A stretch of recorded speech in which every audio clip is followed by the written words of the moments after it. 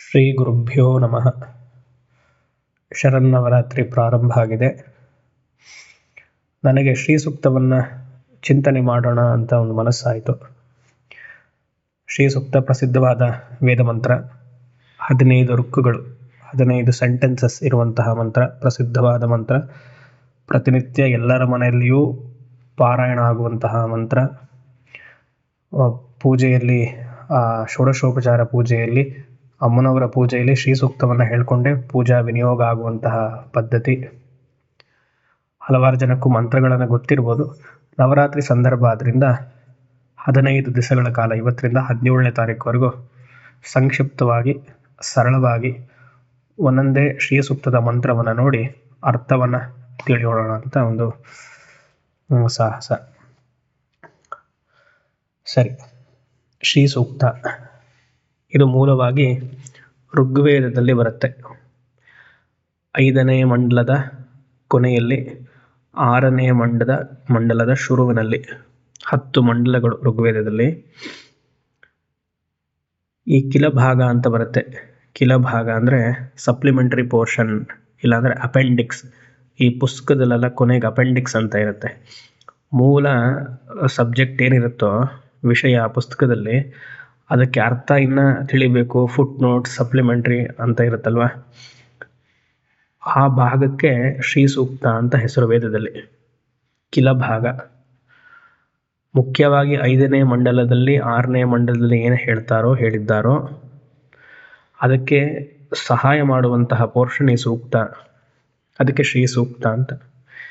ಇದು ವೇದದ ಕಾಲದಲ್ಲಿ ಅಗ್ನಿಗೂ ಹೇಳಿ, ಅಗ್ನಿಯ ಮೂಲಕ ಆ ಶಕ್ತಿ ಭಗವತಿ ಲಕ್ಷ್ಮಿಗೂ ತಿಳಿಸಿದ್ದಾರೆ. ಆ ಮಂತ್ರ ಅಗ್ನಿಗೂ ಹೇಳಬಹುದು, ಲಕ್ಷ್ಮಿಗೂ ಹೇಳಬಹುದು. ಆ ರೀತಿಯಾಗಿ ಋಗ್ವೇದದ ಮಂತ್ರ ಯಜುರ್ವೇದದಲ್ಲೂ ಇದೆ, ಸ್ವರ ವ್ಯತ್ಯಾಸ ಮಾತ್ರ. 15 ಋಕ್ಕುಗಳು ಅಂದರೆ, ಋಕ್ ಅಂದರೆ ಮಂತ್ರಗಳಿರೋದ್ರಿಂದ ಇದನ್ನು ಶ್ರೀವಿದ್ಯಾ ಪಂಚದಶಿಯ ಮಂತ್ರಕ್ಕೂ ಹೋಲಿಸ್ತಾರೆ. ಪಂಚದಶಿಯಲ್ಲಿಯೂ 15 ಅಕ್ಷರ ಇರೋದ್ರಿಂದ ಒಂದೊಂದು ಅಕ್ಷರವು ಶ್ರೀ ಸೂಕ್ತದ ಒಂದೊಂದು ಮಂತ್ರ ಅಂತ ಹೇಳ್ತಾರೆ. ಹಿರಣ್ಯವರ್ಣ ಹರಿಣೀಂ ಅಂತ ಶುರುವಾಗುವಂತಹ ಮೊದಲನೇ ಮಂತ್ರ ವಿದ್ಯದ ಕ ಅಕ್ಷರಕ್ಕೆ ಹೋಲಿಸ್ತಾರೆ. ಹಾಗೆ ಇರಲಿ. ಇಲ್ಲಿ ಶ್ರೀ ಅಂದರೆ ಲಕ್ಷ್ಮಿ ಅಂತ. ಎಲ್ಲ ವಿಧದ ಲಕ್ಷ್ಮಿ, ಸಂಪತ್ತು, ಧೈರ್ಯ ಲಕ್ಷ್ಮಿ, ಸಂಪತ್ ಲಕ್ಷ್ಮಿ, ಭಾಗ್ಯಲಕ್ಷ್ಮಿ, ಸಂತಾನ ಲಕ್ಷ್ಮಿ ಹೇಳ್ತೀವಲ್ಲ, ಒಟ್ಟು ನಮಗೆ ಮನುಷ್ಯನಿಗೆ ಏನು ಬೇಕಾಗುವಂಥದ್ದಿರುತ್ತೋ ನಿತ್ಯ ಜೀವನದಲ್ಲಿ ಅದಕ್ಕೆಲ್ಲವೂ ಲಕ್ಷ್ಮಿ ಅಂತ ಹೆಸರು. ವಿದ್ಯಾಲಕ್ಷ್ಮಿ ಅಂದ್ರೂ ಅದೇನೆ, ಸರಸ್ವತಿಯೇ ಲಕ್ಷ್ಮಿಯಾಗಿ. ವಿದ್ಯೆಯೊಬ್ಬನಲ್ಲಿದ್ದರೆ ಅದು ಲಕ್ಷ್ಮಿ ಇದ್ದಂತೆಯೇ. ಅದಕ್ಕೆ ಶ್ರೀ ಅಂತ. ಸೂಕ್ತ ಅಂದರೆ ಸುಉಕ್ತ, ಸುಷ್ಟು ಉಕ್ತ, ಚೆನ್ನಾಗಿ ಹೇಳುವಂಥದ್ದು ಶ್ರೀ ಸೂಕ್ತ. ಒಂದೊಂದು ಮಂತ್ರಕ್ಕೂ ಒಂದೊಂದು ಯಂತ್ರ ಅಂತಿದೆ. ಪೂರ್ತಿ ಶ್ರೀ ಸೂಕ್ತಕ್ಕೆ ಒಂದು ಯಂತ್ರ ಇದೆ. 15 ಮಂತ್ರವು ಸೇರಿಸಿ ಪ್ರತ್ಯೇಕವಾದ ಒಂದೊಂದು ಮಂತ್ರಕ್ಕೂ ಒಂದು ಯಂತ್ರ, ಒಂದೊಂದು ದೇವತೆ, ಆ ದೇವತೆಗೆ ಋಷಿ ಛಂದಸ್ ನ್ಯಾಸಗಳು, ಹಾಗೆ ಧ್ಯಾನ ಶ್ಲೋಕ. ಆ ರೀತಿಯಾಗಿ ನಾವು ಒಂದೊಂದೇ ನೋಡ್ತಾ ಹೋಗೋಣ.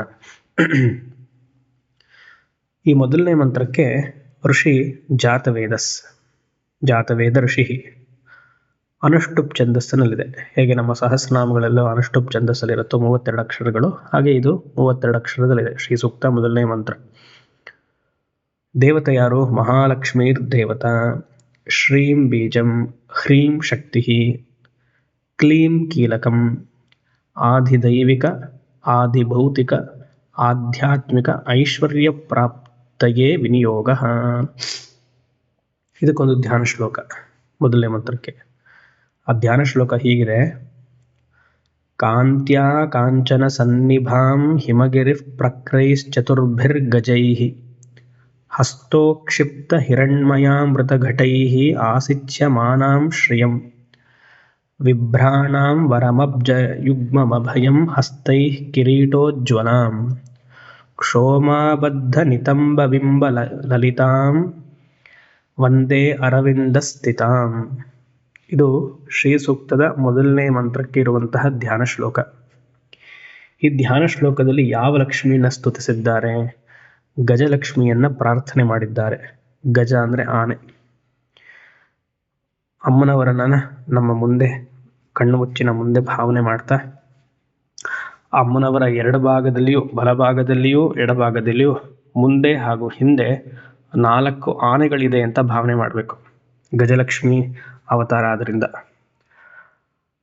ಆ ಆನೆಯ ಸೊಂಡಿನಲ್ಲಿ ಸುವರ್ಣದ ಒಂದು ಬಿಂದಿಗೆ, ಪಾಟ್, ಆ ಬಿಂದಿಗೆಯಿಂದ ಅಮೃತ ಧಾರ ಸುರಿತಾ ಇದೆ.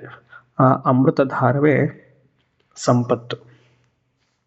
ಮತ್ತೆ ಲಕ್ಷ್ಮಿ ತಾವರೆ ಹೂವಿನಲ್ಲಿ ಕೂತು 4 ಕೈಯನ್ನು ಧರಿಸಿ ಕೆಳಗಿನ 2 ಕೈಯು ಅಭಯ ಹಾಗೂ ವರದ ಮುದ್ರೆಯನ್ನ ಧರಿಸ್ತಾ ಮೇಲಿನ 2 ಕೈಯು ಕಮಲವನ್ನು ಹಿಡ್ಕೊಂಡು ಆ ರೀತಿಯ ಭಂಗಿಯಾಗಿ ಗಜಲಕ್ಷ್ಮಿಯ ಅವತಾರ.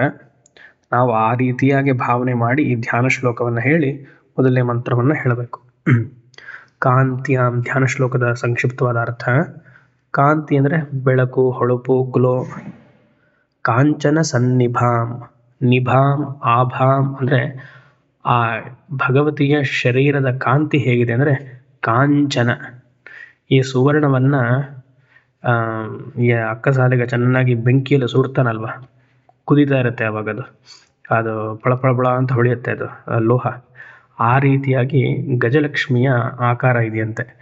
ಕಾಂತ್ಯಾಂ ಕಾಂಚನ ಸನ್ನಿಭಾಂ ಹಿಮಗಿರಿ ಪ್ರಕ್ರೈಸ್ ಚತುರ್ಭಿರ್ಗಜೈಹಿ. ಹಿಮಗಿರಿ ಅಂದರೆ ಹಿಮಪರ್ವತದಂತೆ ಬರುವಂತಹ ಅಮೃತ. ಚತುರ್ಭಿರ್ಗಜೈಹಿ, ಆ 4 ಆನೆಗಳ ಸೊಂಡಿನಲ್ಲಿರುವಂತಹ ಹಸ್ತೋಕ್ಷಿಪ್ತ ಹಿರಣ್ಮಯಾಮೃತ ಘಟೈಹಿ ಆಸಿಚ್ಯಮಾನಾಂ ಶ್ರಿಯಂ. ಆ ಹಿಮಗಿರಿಯಂತೆ ಇರುವಂತಹ ಆ ಅಮೃತ ಆನೆಗಳ ಸೊಂಡಿನಲ್ಲಿ ಇರುವಂತಹ ಸುವರ್ಣದ ಬಿಂದಿಗೆಯ ಒಳಗೆ, ಆ ಸುವರ್ಣದ ಬಿಂದಿಗೆ ಹಸ್ತೋಕ್ಷಿಪ್ತ, ಹಸ್ತ ಇಲ್ಲಿ ಅಂದರೆ ಆನೆಯ ಸೊಂಡಲು, ಟ್ರಂಕ್. ಹಿರಣ್ಮಯಾಮೃತ ಘಟ, ಆ ಘಟ ಹೇಗಿದೆ ಬಿಂದಿಗೆ? ಹಿರಣ್ಮಯ, ಸುವರ್ಣದ ಬಿಂದಿಗೆ. ಆಸಿಚ್ಯಮಾನಾಂ ಶ್ರಿಯಂ, ಆಸಿಚ್ಯಂ ಅಂದರೆ ಈ ಹಿರಣ್ಯಗಿರಿ ಪ್ರಕ್ರೈಹಿ, ಆ ಅಮೃತ ಘಟದಿಂದ, ಸುವರ್ಣದ ಘಟದಿಂದ ಆ ಅಮೃತದ ಕಿರಣಗಳು, ಆ ಸಂಪತ್ತು ಆ ಭಗವತಿಯ ಮೇಲೆ ಸ್ನಾನ ರೀತಿಯಾಗಿ ಬೀಳ್ತಾ ಇದೆ. ಈ ರೀತಿಯಾಗಿ ನಾವು ಭಾವನೆ ಮಾಡಿದ್ರೆ ನಮಗೂ ಈ ಸಂಪತ್ತೆಲ್ಲ ಪ್ರಾಪ್ತಿಯಾಗತ್ತೆ ಅಂತ. ಬಿಭ್ರಾಣಾಂ ವರಮಬ್ಜಯುಗ್ಮಮಭಯಂ ಹಸ್ತೈ ಕಿರೀಟೋಜ್ವಲಾಂ. ಅಭಯ ಹಸ್ತ, ವರದ ಹಸ್ತವನ್ನು ಭಗವತಿ ಇಟ್ಕೊಂಡು 2 ಕೈಯಲ್ಲಿ ಪದ್ಮವನ್ನು ಧರಿಸಿ ಕಿರೀಟ ಹಾಗೂ ಕಿರೀಟದಿಂದ ಶೋಭಿಸ್ತಿದ್ದಾಳೆ. ಕ್ಷೌಮಾಬದ್ಧ ನಿತಂಬಬಿಂಬ ಲಲಿತಾಂ ವಂದೇ ಅರವಿಂದ ಸ್ಥಿತಾಂ. ನೋಡಿ, ಲಲಿತಾಂ ಅಂತ ಹೆಸರು ಬಂತು. ಲಕ್ಷ್ಮೀ ಲಲಿತಾ ಎಲ್ಲ ಒಂದೇ, ಶ್ರೀವಿದ್ಯಾ ಪರವಾಗಿ ಇದೆಲ್ಲ. ಕ್ಷೌಮ ಅಂದರೆ ರೇಷ್ಮೆ ಬಟ್ಟೆ. ರೇಷ್ಮೆ ಬಟ್ಟೆಯನ್ನು ಭಗವತಿ ಉಟ್ಟು ನಿತಂಬಬಿಂಬ ಲಲಿತಾಂ, ಅದು ಬಿಡಿ, ಅಂದರೆ ಆಕೆಯ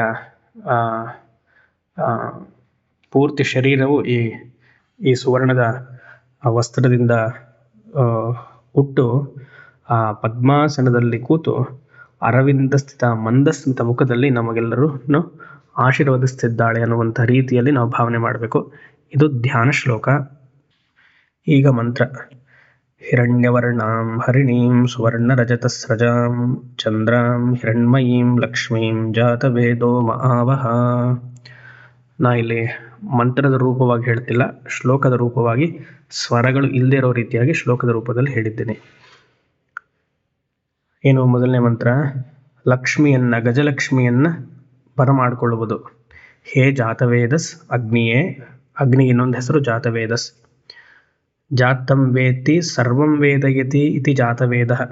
ಎಲ್ಲವನ್ನು ಅರಿಯುವ, ಎಲ್ಲ ವೇದದ ಮಂತ್ರದ ಅರ್ಥವನ್ನು, ಅದರ ವಿನಿಯೋಗವನ್ನು ಅರಿಯುವವನಿಗೆ ಅಗ್ನಿಗೆ ಹೆಸರು ಜಾತವೇದಸ್.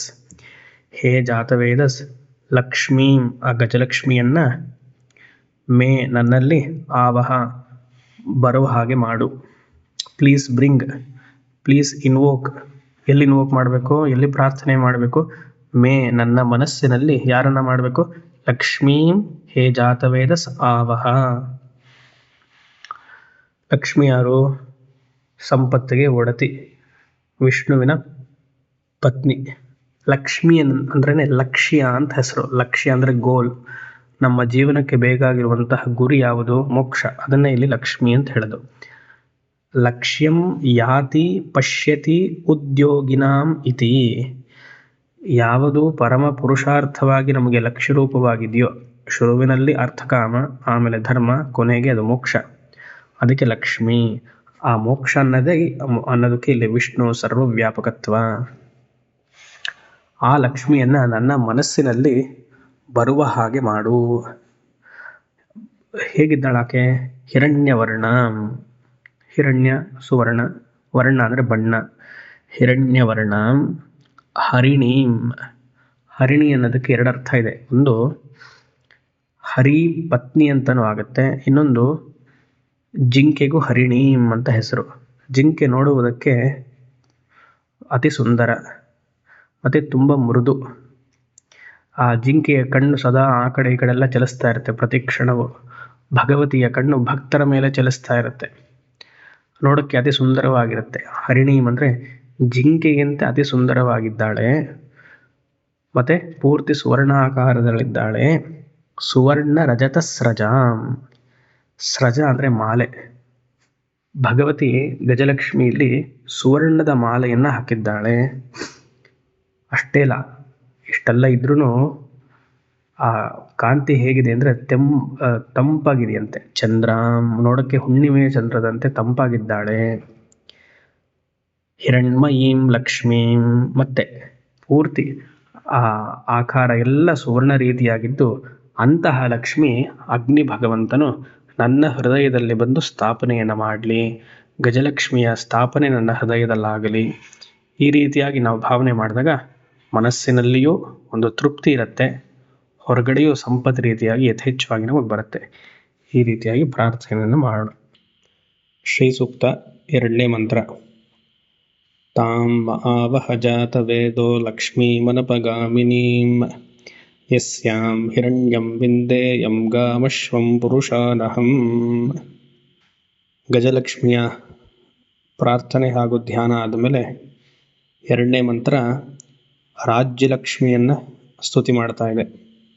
ಈ ಮಂತ್ರದ ಋಷಿ ಜಾತವೇದಸ್, ಅನಷ್ಟುಪ್ ಛಂದಸ್, ರಾಜ್ಯಲಕ್ಷ್ಮೀ ದೇವತಾ, ಹ್ರೀಂ ಬೀಜಂ, ಶ್ರೀಂ ಶಕ್ತಿ, ಕ್ಲೀಂ ಕೀಲಕಂ, ಸಕಲ ಸಂಪತ್ ಸಿದ್ಧಗೆ ವಿನಿಯೋಗ.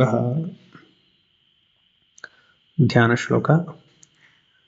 ಚತುರಂಗ ಬಲೋಪೇತಾಂ ಧನಧಾನ್ಯ ಸುರೇಶ್ವರೀಂ ಅಶ್ವಾರೂಢಾ ಮಹಾವಂದೇ ರಾಜ್ಯಲಕ್ಷ್ಮೀಂ ಹಿರಣ್ಮಯೀಂ.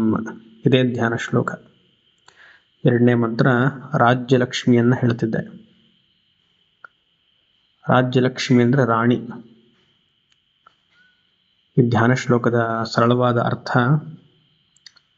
ಮಹಾವಂದೆ. ಈ ರಾಜ್ಯಲಕ್ಷ್ಮಿ ಆಗಿರುವಂತಹ ಲಕ್ಷ್ಮಿಗೆ ವಂದೇ, ನನ್ನ ನಮಸ್ಕಾರಗಳು.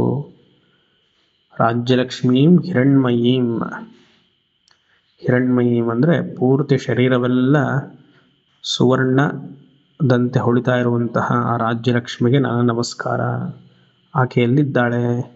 ಅಶ್ವಾರೂಢಾಂ, ಕುದುರೆ ಮೇಲೆ ಕೂತಿದ್ದಾಳಂತೆ. ಧನಧಾನ್ಯ ಸುರೇಶ್ವರೀಂ, ಎಲ್ಲ ರೀತಿಯಾದ ಸಂಪತ್ತಿಗೂ ಒಡತಿ ಆಕೆ. ಅಷ್ಟೇ ಅಲ್ಲ, ರಾಣಿ ಆಗಿದ್ದರಿಂದ ಚತುರಂಗ ಬಲೋಪೇತಾಂ, 4 ರೀತಿಯಾದ ಶಕ್ತಿಯನ್ನು ಆಕೆಯ ಅಧೀನದಲ್ಲಿದೆಯಂತೆ. ಚತುರಂಗ, ಮೊದಲನೇದು ಸೈನಿಕರು, ನಡೆದು ಹೋರಾಡುವಂತಹ ಸೈನಿಕರು. ಇನ್ನೊಂದು ಅಶ್ವ, ಕುದುರೆ ಮೇಲೆ ಕೂತು ಹೋರಾಡುವಂತಹ ಸೈನಿಕರು. 3ನೇದು ಆನೆಗಳ ಬಲ. 4ನೇದು ರಥಗಳ ಬಲ. ಇಷ್ಟು ಆಕೆಯ ಸುತ್ತಮುತ್ತಲ ಇದ್ದು ಮಧ್ಯದಲ್ಲಿ ಆ ರಾಜ್ಯಲಕ್ಷ್ಮಿ ಸಿಂಹಾಸನದ ಮೇಲೆ ಕೂತು ವಿರಾಜಿಸ್ತಿದ್ದಾಳೆ ಅನ್ನುವ ರೀತಿಯಾಗಿ ಧ್ಯಾನ ಶ್ಲೋಕ ಇದು. ಇಲ್ಲೇನು ಹೇಳ್ತಿದೆ ಮಂತ್ರ? ಹೇ ಜಾತವೇದಸ್ ಲಕ್ಷ್ಮೀಂ ಮೇ ತಾಂ ಆವಹ. ಇಲ್ಲಾಂದರೆ ಹೇ ಜಾತವೇದಸ್ ಅನಪಗಾಮಿನೀಂ ಲಕ್ಷ್ಮೀಂ ತಾಮ್ಮ ಮೇ ಆವಹ. ಅಗ್ನಿಯೇ ಜಾತವೇದಸ್ಸಾಗಿರುವಂತಹ ಅಗ್ನಿಯೇ ಅನಪಗಾಮಿನೀಂ ಅನ್ನುವಂತಹ ಲಕ್ಷ್ಮಿಯನ್ನು ನನ್ನ ಹೃದಯದಲ್ಲಿ ಬರಮಾಡಿಕೊಳ್ಳುವಂತೆ ಮಾಡಿ, ನನ್ನ ಹೃದಯದಲ್ಲಿ ಆ ರಾಜ್ಯಲಕ್ಷ್ಮಿಯನ್ನು ಸ್ಥಾಪನೆ ಮಾಡಿ, ಆವಾಹನೆ ಮಾಡಿ. Invoke Lakshmi in my heart. ಹಿಂದಿನ ಮೊದಲನೇ ಮಂತ್ರದ ರೀತಿಯಾಗೇ ಇದೆ. ಆದರೆ ಇಲ್ಲಿ ವಿಶೇಷ ಯಾವುದು ಅಂದರೆ ಅನಪಗಾಮಿನೀಂ ಲಕ್ಷ್ಮೀಂ. ಮೊದಲನೇ ಮಂತ್ರದಲ್ಲಿ ಗಜಲಕ್ಷ್ಮಿ, ಇಲ್ಲಿ ರಾಜ್ಯಲಕ್ಷ್ಮಿ. ಅನಪಗಾಮಿನೀಂ ರಾಜ್ಯಲಕ್ಷ್ಮೀಂ. ಅಪಗಾಮಿನೀಂ ಅಂದರೆ ಬರದು ಹೋಗುವುದು ಅಂತ ಅರ್ಥ. ಅನಪಗಾಮಿನೀಂ ಅಂದರೆ ಬಂದ ಮೇಲೆ ಹೋಗಬಾರ್ದು. ಲಕ್ಷ್ಮಿ ಸದಾ ನಮ್ಮಲ್ಲಿಯೇ ವಾಸ ಮಾಡಬೇಕು. ಹಿಂದಿನ ಕಾಲದಲ್ಲೆಲ್ಲ, ಹಿಂದಿನ ಕಾಲ ಯಾಕೆ, ಇತ್ತೀಚೆಗೂ ಒಂದು 10-15 ವರ್ಷ 20 ವರ್ಷದ ಹಿಂದೆ, ಈಗಲೂ ಕೆಲವು ಮನೆಗಳೆಲ್ಲ ಮಾಡ್ತಾರೆ. ಸಂಜೆ ಹೊತ್ತು 6 ಗಂಟೆಗೆ ದೇವ್ರ ದೀಪ ಹಚ್ಚಬೇಕು ಅಂದಿದ ತಕ್ಷಣ ಹೊರ ಬಾಗಿಲು ತೆಗೆದು, ಮುಂದಿನ ಬಾಗಿಲು ತೆಗೆದು, ಹಿಂದಿನ ಬಾಗಿಲು ಹಾಕಿ ದೇವ್ರ ದೀಪ ಹಚ್ಚಿ ಟ್ಯೂಬ್ ಲೈಟೆಲ್ಲ ಹಾಕುವಂಥ ಪದ್ಧತಿ ಈಗಲೂ ಇದೆಯೇನೋ. ಈಗ ಈ ಫ್ಲ್ಯಾಟಲ್ಲಿ ಹೇಗೆ ಮಾಡ್ತಾರೋ ಗೊತ್ತಿಲ್ಲ. ಫ್ಲ್ಯಾಟಲ್ಲಿ ಹಿಂದೆ ಜಾಗ ಇರುತ್ತೋ ಅದೇ ಗೊತ್ತಿಲ್ಲ. ಇರಲಿ, ಫ್ಲ್ಯಾಟದಲ್ಲಿ ಇವಾಗ ನಾವು ಭೂಮಿ ಮೇಲೆ ಇರಲ್ವಲ್ಲ, ಅಂತರಿಕ್ಷದಲ್ಲೇ ಇರ್ತೀವಿ. ಅಂತರಿಕ್ಷದಲ್ಲಿದ್ದಾಗ ಇಲ್ಲಿ ಪೃಥ್ವಿತ್ವಯಾಧೃತ ಅಲೋಕ ದೇವಿ ವಿಷ್ಣುನಾಧೃತ ಅಂತ ಶ್ಲೋಕಕ್ಕೆ ಮರ್ಯಾದೆನೇ ಇಲ್ಲ. ಇವಾಗ 40-45 ಮಹಡಿಲಿರ್ತಾರೆ. ಪೃಥ್ವಿತ್ವಯಾಧೃತ ಅಲೋಕ ಮಾಡಿದ್ರೆ ಅದು ಎಲ್ಲ ಸರಿ ಬರುತ್ತೋ ಗೊತ್ತಿಲ್ಲ. ಏನೋ ಆಕಾಶದಲ್ಲೂ ಅಂತರಿಕ್ಷದಲ್ಲಿ ಹೇಳ್ಕೊಳ್ಬೇಕಷ್ಟೇ. ಅದು ಇರಲಿ, ಅದು ಬೇರೆ ವಿಚಾರ. ಈ ರೀತಿಯಾಗಿ ಹಿಂದಿನ ಕಾಲದಲ್ಲೆಲ್ಲ ಮಾಡ್ತಿದ್ರು. ಸಂಜೆ ಹೊತ್ತಾದರೆ ಬಾಗಿಲು ತೆಗೆದು ದೇವ್ರ ದೀಪ ಹಚ್ಚಿ ಲೈಟ್ ಹಾಕೋರು. ಅಂದರೆ ಏನು, ಲಕ್ಷ್ಮಿ ಬರಬೇಕು, ಹೋಗಬಾರ್ದು ಆಕೆ ಅಂತ. ಅದಕ್ಕೆ ಮನೇಲಿ ಹಿರಿಯವರೆಲ್ಲ ಹೇಳಿದ್ರು, ಹಿಂದ್ಗಡೆ ಬಾಗಿಲು ತೆಗೆದು ಹಾಕೋ ಹಾಗೆ ಅಂತ ಅಲ್ವಾ. ಅದೇ ರೀತಿಯಾಗಿ ಅನಪಗಾಮಿನಿ ಲಕ್ಷ್ಮಿ ಒಂದು ಸತಿ ನನ್ನ ಮನಸ್ಸಿಗೆ ಬಂದಮೇಲೆ, ಹೇ ಜಾತವೇದಸ್, ಆಕೆಯನ್ನು ಹೊರಗಡೆ ಮತ್ತೆ ಕಳಿಸ್ಬೇಡಪ್ಪ, ನನ್ನ ಮನಸ್ಸಿನಲ್ಲಿಯೇ ನೆಲೆ ನಿಲ್ಲುವಂತೆ ಮಾಡು ಅನ್ನುವಂತಹ ಪ್ರಾರ್ಥನೆ ಮೊದಲನೇ ಸಾಲು. ಅಂತಹ ರಾಜ್ಯಲಕ್ಷ್ಮಿ ಅಥವಾ ಅನಪಗಾಮಿನಿ ಆಗಿರುವಂತಹ ರಾಜ್ಯಲಕ್ಷ್ಮಿ ನನ್ನ ಹೃದಯದಲ್ಲಿ ಬಂದು ವಾಸ ಮಾಡಿದ್ರೆ ಏನು ಸಿಗತ್ತೆ ನಮಗೆ? ಯಸ್ಯಾಂ ಅಹಂ ವಿಂದೇಯಂ, ಮೊದಲನೇದು ಹಿರಣ್ಯಂ ಸುವರ್ಣ, ಗಾಂ ಹಸು, ಅಶ್ವ ಕುದುರೆ, ಪುರುಷಂ ಜನರು. ರಾಜ್ಯಲಕ್ಷ್ಮಿ ಅಲ್ವಾ? ರಾಜ್ಯಲಕ್ಷ್ಮಿ ಬೇಕಾಗಿರುವಂತಹ ಸಂಪತ್ತಿದು. ಆಕೆ ರಾಜ್ಯವನ್ನು ನಡೆಸಬೇಕು ಅಂದರೆ ಆಕೆಗೆ ಬೇಕಾಗಿರುವಂಥದ್ದು ಹಿರಣ್ಯ. ಮೊಟ್ಟ ಮೊದಲನೇದು ಹಿರಣ್ಯ, ದುಡ್ಡು. ಫೈನಾನ್ಸ್ ಡಿಪಾರ್ಟ್ಮೆಂಟ್ ಆಕೆ ಹತ್ರನೇ ಇರಬೇಕು. ಇದು ಮೇಲ್ನೋಟದ ಅರ್ಥ ನೋಡೋಣ, ಆಮೇಲೆ ಆಧ್ಯಾತ್ಮಿಕ ಅರ್ಥವನ್ನು ನೋಡೋಣ. ಗಾಂ ಅಂದರೆ ಹಸುಗಳು ಬೇಕು. ಒಂದು ರಾಷ್ಟ್ರದಲ್ಲಿ, ರಾಜ್ಯದಲ್ಲಿ ಸುಭಿಕ್ಷವಾಗಿ ಆ ರಾಷ್ಟ್ರ ಅಥವಾ ರಾಜ್ಯ ನಡಿಬೇಕು ಅಂತಾದರೆ ಯಾಗ ಆಗ್ತಾ ಇರಬೇಕು. ಹಸುಗಳಿಲ್ಲ ಅಂದರೆ ಹಸುವಿಂದ ತುಪ್ಪವನ್ನು ಮಾಡೋಕ್ಕಾಗಲ್ಲ. ತುಪ್ಪದಿಂದ ಹೋಮದಲ್ಲಿ ಅಥವಾ ಯಾಗದಲ್ಲಿ ಆ ತುಪ್ಪವನ್ನು ಆಜ್ಯ ರೂಪದಲ್ಲಿ ಅಗ್ನಿಗೋ ಅಥವಾ ದೇವತೆಗಳು ಕೊಟ್ಟು ತೃಪ್ತಿಪಡಿಸೋಕ್ಕಾಗಲ್ಲ. ಪ್ರತಿಯೊಬ್ಬ ವೈದಿಕ ಮನೆಯಲ್ಲೂ ಗೋ ಇರಬೇಕು, ಇಲ್ಲ ಮಠದಲ್ಲಿ ಆಶ್ರಮದಲ್ಲಿ ಗೋ ಇರಬೇಕು. ಗೋ ಅನ್ನುವುದೇ ಒಂದು ಸಂಪತ್ತು, ಅದೇ ಮಹಾಲಕ್ಷ್ಮಿ. ಆ ಹಸು ಇದ್ದರೆ ಹಾಲನ್ನು ಕರೆಯುವುದು, ಹಾಲಿಂದ ತುಪ್ಪವನ್ನು ಮಾಡ್ಬೋದು, ತುಪ್ಪದಿಂದ ಯಾಗವನ್ನು ಆಚರಣೆ ಮಾಡ್ಬೋದು, ಸ್ವಾಹ ಅಂತ ಹೇಳ್ಬೋದು. ಆ ರೀತಿಯಾಗಿ ಹಣಕಾಸು, ಫೈನಾನ್ಸ್ ಡಿಪಾರ್ಟ್ಮೆಂಟು, ಮತ್ತು ಹಸು, ಅಶ್ವ, ಕುದುರೆಗಳು. ಹಿಂದಿನ ಕಾಲದಲ್ಲೆಲ್ಲ ಒಂದು ಜಾಗದಿಂದ ಇನ್ನೊಂದು ಜಾಗಕ್ಕೆ ಹೋಗಬೇಕು ಅಂದರೆ ರಥದ ಜೊತೆ ಕುದುರೆ ಇರೋದು. ಆ ಕುದುರೆ ಬೇಕಾಗಿರುವಂಥದ್ದು. ಕುದುರೆ ಎಷ್ಟು ಇರುತ್ತೋ, ಆನೆಗಳು ಎಷ್ಟಿರುತ್ತೋ ಆ ರಾಜ್ಯದ ರಾಜ ಅಥವಾ ರಾಣಿಯ ಬಲವನ್ನು ಹೇಳುತ್ತೆ, ಹೌ ಸ್ಟ್ರಾಂಗ್ ದೇ ಆರ್. ಮತ್ತು ಪುರುಷ, ಜನರು ಬೇಕಲ್ಲ. ಒಂದು ಕಾರ್ಯವನ್ನು ಮಾಡಬೇಕು ಅಂತಾದರೆ ಅದು ರಾಜ್ಯ ರಾಷ್ಟ್ರ ಮಟ್ಟದಲ್ಲಿ ಕಾರ್ಯವನ್ನು ಮಾಡಿ ಯಶಸ್ವಿಗೊಳ್ಳಬೇಕು ಅಂತಾದರೆ ಜನರ ಸಹಾಯ ಇಲ್ಲದೆ ಆಗಲ್ಲ. ಸಾಧಾರಣವಾಗಿ ಒಂದು ಪೂಜೆಗೆ ಹಲವಾರು ಜನರ ಸಹಾಯ ಬೇಕು ಯಶಸ್ಸುಗೊಳ್ಳಬೇಕು ಅಂತಾದರೆ.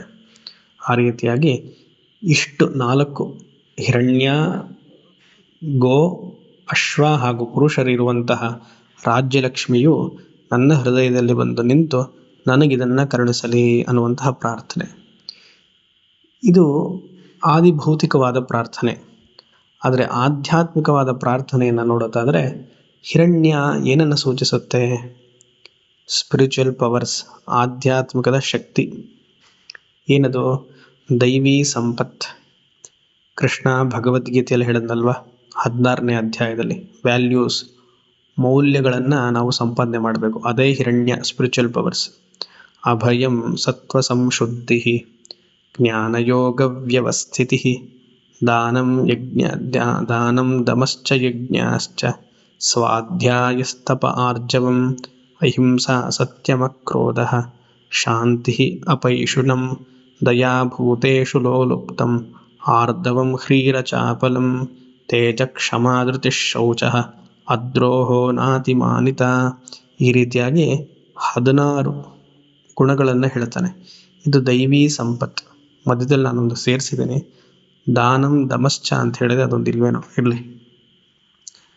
ಈ 16 ಗುಣಗಳನ್ನು ದೈವೀ ಸಂಪತ್ತು ಅಂತ ಹೇಳ್ತಾರೆ. ಈ ರಾಜ್ಯಲಕ್ಷ್ಮಿಯನ್ನು ನಾವು ಪ್ರಾರ್ಥನೆ ಮಾಡೋದ್ರಿಂದ ಆಧ್ಯಾತ್ಮಿಕವಾಗಿ ನಮಗೆ ಈ ಮನಸ್ಸಿನ ಶುದ್ಧತೆ ಮತ್ತು ಭಯ ಪಡದೇ ಇರುವಂಥದ್ದು ಮೊದಲನೇದು ನೋಡಿ. ಆಧ್ಯಾತ್ಮಿಕ ಸಾಧನೆಯಲ್ಲಿ ಇರಬೇಕು ಅಂತಾದರೆ ಭಯವನ್ನು ಪಡಬಾರ್ದು. ಬಿ ಫಿಯರ್ಲೆಸ್, ವಿವೇಕಾನಂದರು ಹೇಳಲ್ವಾ, ಮಾರ್ಚ್ ಆನ್, ಬಿ ಫಿಯರ್ಲೆಸ್. ಅಭಯಂ ಸತ್ವ ಸಂಶುದ್ಧಿ, ಶುದ್ಧತೆ, ಸತ್ವಗುಣವನ್ನು ಬೆಳೆಸ್ಕೊಳ್ಳೋದೇ ಒಂದು ಸಿದ್ಧಿ ಅದು. ಅಭಯಂ ಸತ್ವ ಸಂಶುದ್ಧಿ, ಜ್ಞಾನಯೋಗ ವ್ಯವಸ್ಥಿತಿ, ದಾನಂ ಅನ್ನೋದು ವ್ಯಾಲ್ಯೂ. ಈ ರೀತಿಯಾಗಿ ಹಲವಾರು ವಿಸ್ತಾರ ಮಾಡಿದರೆ ತುಂಬ ಸಮಯ ಆಗುತ್ತೆ. 16 ಗುಣಗಳನ್ನು ಬೆಳೆಸ್ಕೊಳ್ಳೋದಕ್ಕೆ ಇಲ್ಲಿ ಹಿರಣ್ಯ ಅನ್ನುವಂತಹ ತತ್ವ, ಸ್ಪಿರಿಚುವಲ್ ಪವರ್ಸ್. ಎರಡನೇದು ಗಾಮ್, ಹಸು ಅಂತ ಹೇಳಿದೆ. ಈ ಹಸು ಅನ್ನೋದಕ್ಕೂ ಗಾಮ್ ಅಂತಾನೆ, ಇನ್ನು ಬೇರೆ ರೀತಿಯಾಗಿ ಅರ್ಥ ಇದೆ. ಪೃಥ್ವಿ, ಆಮೇಲೆ ವೇದ, ಇಂದ್ರಿಯಗಳು ಎಲ್ಲದಕ್ಕೂ ಗಾಮ್ ಅಂತಾನೆ ಹೆಸರು. ಈ ಇಂದ್ರಿಯಗಳು ಹೇಗೆ ನಮ್ಮ ಹತೋಟಿಯಲ್ಲಿರುತ್ತೆ, ಅದನ್ನು ನಿಗ್ರಹ ಮಾಡಿಕೊಂಡ್ರೆ, ಈ ಇಂದ್ರಿಯ ನಿಗ್ರಹದಿಂದ ಏನಾಗುತ್ತೆ, ನಮಗೆ ಹಿರಣ್ಯ ಪ್ರಾಪ್ತಿ. ಆಧ್ಯಾತ್ಮಿಕವಾಗಿ ನೋಡಿದ್ರೆ ದೈವಿ ಸಂಪತ್ತಂತೂ ಒಂದು ಅರ್ಥ, ಇಂದ್ರಿಯ ನಿಗ್ರಹದಿಂದ, ಸೆನ್ಸ್ ಕಂಟ್ರೋಲಿಂದ ಸಿದ್ಧಿಗಳ ಪ್ರಾಪ್ತಿಯಾಗತ್ತೆ. ನಾವು ಅಂದ್ಕೊಂಡಿದ್ದು ಭಗವಂತನ ಹತ್ರ ಪ್ರಾರ್ಥನೆ ಮಾಡಿದ್ರೆ ಅದು ಈಡೇರುತ್ತೆ. ಆ ಈಡೇರಬೇಕು ಅಂದರೆ ಇಂದ್ರಿಯ ನಿಗ್ರಹ ಬಹುಮುಖ್ಯ. ಇಂದ್ರಿಯ ನಿಗ್ರಹಕ್ಕೆ ಬೇಕಾಗಿರುವಂತಹ ಸಾಧನೆ ಏಕಾಗ್ರತೆ. ಏಕಾಗ್ರತೆಯಿಂದ ಇಂದ್ರಿಯ ನಿಗ್ರಹ, ಇಂದ್ರಿಯ ನಿಗ್ರಹದಿಂದ ಸಿದ್ಧಿಗಳ ಪ್ರಾಪ್ತಿ, ಸಿದ್ಧಿಗಳ ಪ್ರಾಪ್ತಿಯಿಂದ ಇಷ್ಟಾರ್ಥ ಪ್ರಾಪ್ತಿ. ಅದೊಂದು. ಮೂರನೇದು ಅಶ್ವ ಅಂತ ನೋಡ್ತೀವಿ, ಕುದುರೆ. ಆಧ್ಯಾತ್ಮಿಕ ದೃಷ್ಟಿಯಲ್ಲಿ ಅಶ್ವ ಅಂದರೆ ಪ್ರಾಣಶಕ್ತಿ. ತಂತ್ರದಲ್ಲಿ ಅಶ್ವ ಅಂತ ಹಾಕದೇ ಇಲ್ಲ, ಅಶ್ವ ಬದಲು ಪ್ರಾಣ ಅಂತ ಹಾಕ್ತಾರೆ. ಅಲ್ಲ, ನಾವು ಅಶ್ವ ಅಂತಲೇ ತಗೊಳ್ಬೇಕು. ಅಂದರೆ ಪ್ರಾಣವನ್ನು ಸಂರಕ್ಷಣೆ ಮಾಡಬೇಕು. ನಮ್ಮ ಶರೀರದಲ್ಲಿ ಪ್ರತಿ ಕ್ಷಣವೂ ಪ್ರಾಣ ಒಳಗಡೆ ಹೋಗ್ತಿದೆ, ಶರೀರ ಹೊರಗಡೆ ಹೋಗ್ತಿದೆ. ಇನ್ ಆ್ಯಂಡ್ ಔಟ್, ರೇಚಕ ಪೂರಕ ಆಗ್ತಾನೇ ಇದೆ. ಇದನ್ನು ಸಂರಕ್ಷಣೆ ಮಾಡಬೇಕು. ಅದಕ್ಕೆ ಅಶ್ವ ಅಂತ ಹೆಸರು. ಯಾವಾಗ ಪ್ರಾಣವನ್ನು ಸಂರಕ್ಷಣೆ ಮಾಡ್ತೀವೋ, ಹೇಗೆ ಸಂರಕ್ಷಣೆ ಮಾಡೋದು? ಜಪ ಧ್ಯಾನದಿಂದ ಪ್ರಾಣವನ್ನು ಸಂರಕ್ಷಣೆ ಮಾಡ್ಬೋದು, ಆ ಪ್ರಾಣಶಕ್ತಿಯನ್ನು ಬೆಳೆಸ್ಬೋದು. ಮತ್ತು ಮಾತು ಕಮ್ಮಿ ಆಡೋದ್ರಿಂದಲೂ ಪ್ರಾಣಶಕ್ತಿ ನಮ್ಮಲ್ಲಿ ಇರುತ್ತೆ. ಹೆಚ್ಚು ಮಾತಾಡಿದಾಗ ಪ್ರಾಣಶಕ್ತಿ ಹೊರಗಡೆ ಹೋಗೋದ್ರಿಂದ it is not A spiritual power, it is A waste of energy. ಇರಲಿ. ಅಶ್ವ ಮತ್ತು ಪುರುಷ, ಈ ಪ್ರಾಣಶಕ್ತಿ ಹಾಗೂ ಇಂದ್ರಿಯ ನಿಗ್ರಹದಿಂದ ಸಿದ್ಧಿಗಳ ಪ್ರಾಪ್ತಿ. ಮುಖ್ಯವಾದ ಸಿದ್ಧಿ ಅದು ಪುರುಷ. ಸಾಧಾರಣವಾದ ಅರ್ಥ ಪುರುಷ ಅಂದರೆ ಜನರ ಸಂಪರ್ಕ ಮತ್ತು ಜನರ ಬಲ ಅಂತ. ಆಧ್ಯಾತ್ಮಿಕ ದೃಷ್ಟಿಯಿಂದ ಪುರುಷ ಅಂದರೆ ಪರಮಾತ್ಮ. ಈ ರಾಜ್ಯಲಕ್ಷ್ಮಿಯ ಆಹ್ವಾನೆಯಿಂದ ಈ ಪರಮಾತ್ಮನ ಸಾಕ್ಷಾತ್ಕಾರ ಆಗುವುದು, ಭಗವಂತನ ಅನುಗ್ರಹ ಪೂರ್ತಿ ಆ ಸಾಧಕನ ಮೇಲೆ ಇರುತ್ತೆ ಹಾಗೆ ಅಂತ. ಆ ರೀತಿಯಾಗಿ ಈ ಎರಡನೇ ನಾಮ ನಮಗೆ ಉಪದೇಶ ಮಾಡ್ತಿದೆ. ಎಷ್ಟು ಅದ್ಭುತವಾಗಿದೆ ನೋಡಿ. ಶ್ರೀ ಸೂಕ್ತವನ್ನು ಸುಮ್ಮನೆ ಫಾಸ್ಟಾಗಿ ಹೇಳ್ಕೊಂಡು ಹೊರಟೋಗ್ತೀವಿ ನಾವು. ಪ್ರತಿಯೊಂದು ಮಂತ್ರವನ್ನು ಸ್ಪಷ್ಟವಾಗಿ ಉಚ್ಚಾರಣೆ ಮಾಡ್ತಾ, ಆ ಮಂತ್ರವನ್ನು ಕಂಠಸ್ಥ ಮಾಡಿಕೊಂಡು ಸರಳವಾಗಿ ಎಲ್ರಿಗೂ ಗೊತ್ತಿರುತ್ತಿದ್ದು, ಒಂದು ಕ್ಷಣ ಅಥವಾ ಒಂದು ನಿಮಿಷ ಆ ಮಂತ್ರವನ್ನು ಧ್ಯಾನ ಮಾಡಿ ಈ ರೀತಿಯಾಗಿ ಅದನ್ನು ಅರ್ಥವನ್ನು ತಿಳಿದು ಆ ಲಕ್ಷ್ಮಿಯನ್ನು, ರಾಜ್ಯಲಕ್ಷ್ಮಿಯನ್ನು ಬರಮಾಡಿಕೊಂಡ್ರೆ ಆಕೆ ನಮ್ಮನ್ನು ಬಿಟ್ಟು ಹೋಗ್ತಾಳ? ಖಂಡಿತ ಹೋಗಲ್ಲ. ನಮ್ಮ ಮನಸ್ಸಿನಲ್ಲಿಯೇ ನಾಟ್ತಾಳೆ, ಅಲ್ಲೇ ನೆಲೆಸ್ತಾಳೆ. ಎಲ್ಲ ವಿಧವಾದ ಸಂಪತ್ತನ್ನು, ಆದಿಭೌತಿಕ ಆಧ್ಯಾತ್ಮಿಕ ಸಂಪತ್ತನ್ನು ಕೊಟ್ಟು ನಮ್ಮಲ್ಲಿಯೇ ವಾಸ ಮಾಡ್ತಾಳೆ. ಶ್ರೀ ಸೂಕ್ತ 3ನೇ ಮಂತ್ರ. ಅಶ್ವಪೂರ್ವಾಂ ರಥಮಧ್ಯಾಂ ಹಸ್ತಿನಾದ ಪ್ರಬೋಧಿನೀಂ ಶ್ರಿಯಂ ದೇವೀಮುಪಹ್ವಯೇ ಶ್ರೀರ್ಮಾ ದೇವಿ ಜುಷತಾಂ. ಇದಕ್ಕೆ ಋಷಿ ಆನಂದ ಋಷಿ ಅನುಷ್ಠುಪ್ ಛಂದಸ್. ಮಹಾಲಕ್ಷ್ಮೀರ್ ದೇವತಾ ಇಲ್ಲಾಂದ್ರೆ ಆದಿಲಕ್ಷ್ಮೀ ದೇವತಾ. ಬೀಜಂ ತಂ ಶಕ್ತಿ ಶ್ರೀಂ ಕೀಲಕಂ ಶತ್ರುಜಯೇ ರಾಜ್ಯಪ್ರಾಪ್ತಯೇ ಚ ವಿನಿಯೋಗಃ. ಈ 3ನೇ ಮಂತ್ರದಲ್ಲಿ ಯಾವ ಲಕ್ಷ್ಮಿಯನ್ನ ಆರಾಧಿಸ್ತಿದ್ದೀವಿ? ಮಹಾಲಕ್ಷ್ಮಿ ಇಲ್ಲಾಂದ್ರೆ ಆದಿಲಕ್ಷ್ಮಿ ಅಂತ. ಈ ಲಕ್ಷ್ಮಿಯನ್ನು ಆರಾಧನೆ ಮಾಡೋದ್ರಿಂದ ಇಲ್ಲ ಚಿಂತನೆ ಮಾಡೋದ್ರಿಂದ ಶತ್ರುಜಯೇ ಬಹಳ ಮುಖ್ಯ. ನಮಗೆ ಮನಸ್ಸಿನಲ್ಲಿರುವಂತಹ ಅರಿಷಡ್ ವರ್ಗಗಳು ಅದೇ ಹೊರಗಡೆನೂ ಕಾಣಿಸ್ಕೊಳ್ಳುತ್ತೆ. ಅಂತಃಶತ್ರು ಬಹಿಷ್ಶತ್ರುವ ಪರಾಜಯ ಹಾಗೂ ರಾಜ್ಯ ಪ್ರಾಪ್ತಿ, ರಾಜ್ಯವನ್ನು ಗಳಿಸೋಕ್ಕೆ. ನಿಜವಾದ ರಾಜ್ಯ ಯಾವುದು? ಮೋಕ್ಷ ಸಾಮ್ರಾಜ್ಯ. ಅದನ್ನು ಗಳಿಸೋದಕ್ಕೆ ಈ ಮೇಲಿನ ಮಂತ್ರ. ಧ್ಯಾನ ಶ್ಲೋಕ ಹೀಗಿದೆ. ತಟಿದ್ವರ್ಣಾಪೂರ್ಣಾಂ ಶಶಿಲಪನತನಾಂ ಯುಗಳಾಂ ದರಸ್ಮೇರಾಧೀರಾಂ ಕರಕಲಿತಪದ್ಮಾಂ ದ್ವಿನಯನಾಂ ಲಸದ್ಗ್ರೀವಾಂ ಕ್ಷೌಮಾಂ ಶುಕವಿಶದ ನಾಭೀಸರಸಿಜಾಂ ಭಜಾಮಿ ತ್ವಾಂ ದೇವೀಂ ಪ್ರಣತಜನ ಸೌಭಾಗ್ಯಜನನೀಂ. ಪ್ರಣತನ ಸೌಭಾಗ್ಯಜನನೀಂ ಭಜಾಮಿ. ಆ ಜಗದಂಬವನ್ನು ಪ್ರಾರ್ಥಿಸ್ತೀನಿ, ಯಾರಿಂದ ಎಲ್ಲ ಸೌಭಾಗ್ಯವೂ ಭಕ್ತರಿಗೆ ಅನುಗ್ರಹವಾಗುತ್ತೋ ಅಂತಹ ಭಗವತಿಯನ್ನು ಭಜಾಮಿ, ಸ್ಮರಿಸ್ಕೊಳ್ತೀನಿ.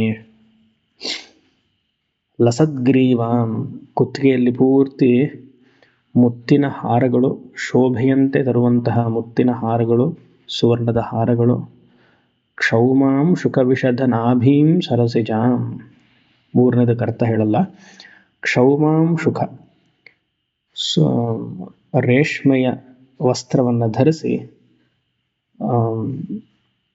ಮುತ್ತು ಹಾಗೂ ಹಲವಾರು ಕಲ್ಲುಗಳನ್ನು ಹಾಕಿರುವಂತಹ ಸರಗಳು. ಮುಖದಲ್ಲಿ ಮಂದಸ್ಮಿತ, ದರಸ್ಮೇರಾಧೀರ, ಮಂದಸ್ಮಿತವಾದ ಹಸನ್ಮುಖ. ಕರಕಲಿತ ಪದ್ಮಾಂ ದೇವೀಂ ನಯನಾಂ, 2 ಕಣ್ಣುಗಳು. ಮತ್ತು ವಿಶೇಷವಾಗಿ ಆಕೆ ಹೇಗಿದ್ದಾಳೆ? ತಟಿದ್ವರ್ಣಾಪೂರ್ಣಂ ಶಶಿಲಪನತಾಂ ಯುಗಲಾಂ, ಮಿಂಚಿನಂತೆ ಹೊಳೆತಿದ್ದಾಳಂತೆ. ಮಿಂಚು, ಲೈಟನಿಂಗ್. ಲಲಿತಾ ಸಹಸ್ರನಾಮದಲ್ಲೂ ಬರುತ್ತೆ, ಸೌಂದರ್ಯ ಲಹರಿಯಲ್ಲೂ ವಿಶೇಷವಾಗಿ ಬರುತ್ತೆ. 21ನೇ ಶ್ಲೋಕದಲ್ಲಿ ಅನ್ಕೊಳ್ತೀನಿ, ಆಚಾರ್ಯರು ತಿಳಿಸ್ತಾರೆ. ತಟಿಲ್ಲೇಖಾ ತನ್ವೀಂ ತಪನ ಶಶಿ ವೈಶ್ವಾನರಮಯೀಂ ನಿಷಣ್ಣಾಂ ಷಣ್ಣಾಮಪ್ಯುಪರಿ ಕಮಲಾನಾಂ ತವ ಕಲಾಂ ಮಹಾಪದ್ಮಾಟವ್ಯಾಂ ಮುದಿತಮಲಮಾಯೇನ ಮನಸಾ ಮಹಾಂತಃ ಪಶ್ಯಂತೋ ದದತಿ ಪರಮಾನಂದಲಹರೀಂ. ತಟಿಲ್ಲೇಖಾ ತನ್ವೀಂ. ತಟಿಲ್ಲೇಖ ಅಂದರೆ ಮಿಂಚು.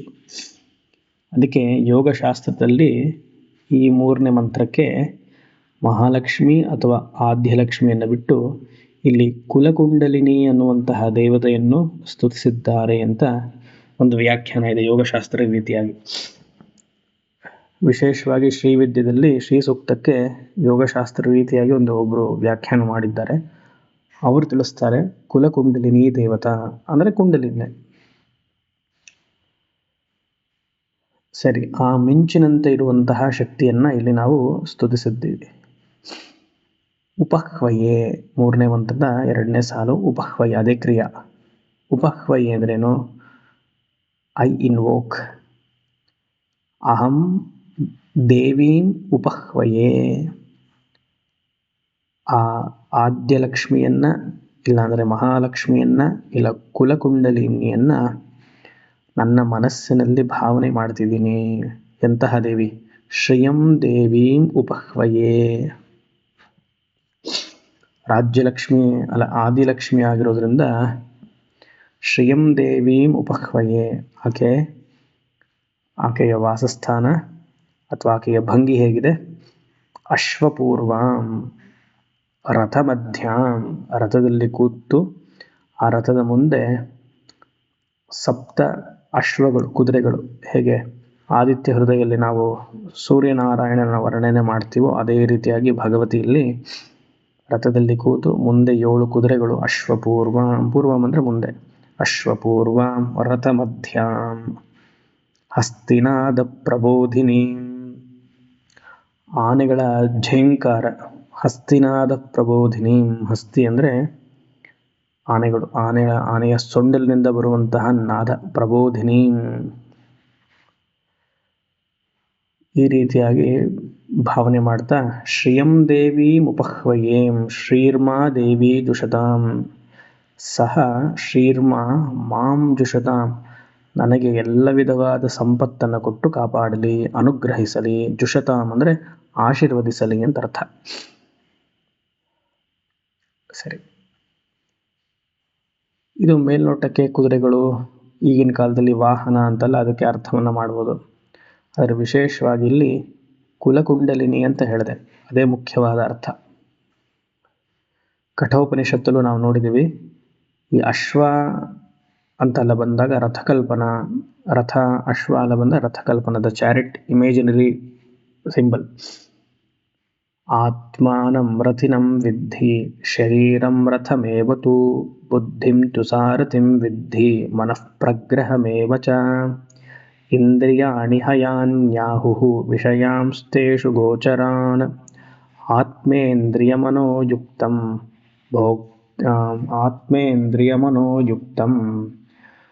ಭೋಕ್ತೇರ್ಯುಕ್ತರ್ಮನೀಷಿಣಃ ಅಂತ ಬರುತ್ತೆ ಮಂತ್ರ ಕಠೋಪನಿಷತ್ತಲ್ಲಿ. ಆತ್ಮಾನಂತು ರಥಿನಂ ವಿದ್ಧಿ, ಈ ರಥದಲ್ಲಿ ನಿಜವಾಗ್ಲೂ ಯಾರು ಕೂತಿದ್ದಾರೆ? ಆತ್ಮ ಅನ್ನುವಂತಹ ಏಕಮೇವ ಅದ್ವಿತೀಯ ಆಗಿರುವಂತಹ ಚೈತನ್ಯ. ಆತ್ಮನನ್ನೇ ಈ ಮಂತ್ರದಲ್ಲಿ ಆದ್ಯಲಕ್ಷ್ಮಿ ಅಥವಾ ಕುಲಕುಂಡಲಿನಿ ಅಂತ ನೋಡ್ತಿರೋದು. ಈ ಅಶ್ವಗಳು, ಕುದುರೆಗಳು ಇಂದ್ರಿಯಗಳು. ಇಂದ್ರಿಯಾಣಿ ಹಯಾನ್ ಆಹುಹು ಅಂತ ಅಲ್ಲಿ ಮಂತ್ರ ಕಠೋಪನಿಷತ್ತಲ್ಲಿ. ಕುದುರೆಗಳನ್ನ ಇಂದ್ರಿಯಗಳಕ್ಕೆ ಹೋಲಿಸಿದ್ದಾರೆ. ಆ ರಥದಲ್ಲಿ ಕೂತಿರುವಂತಹ ಭಗವತಿ ಅಥವಾ ಕುಲಕುಂಡಲಿನಿ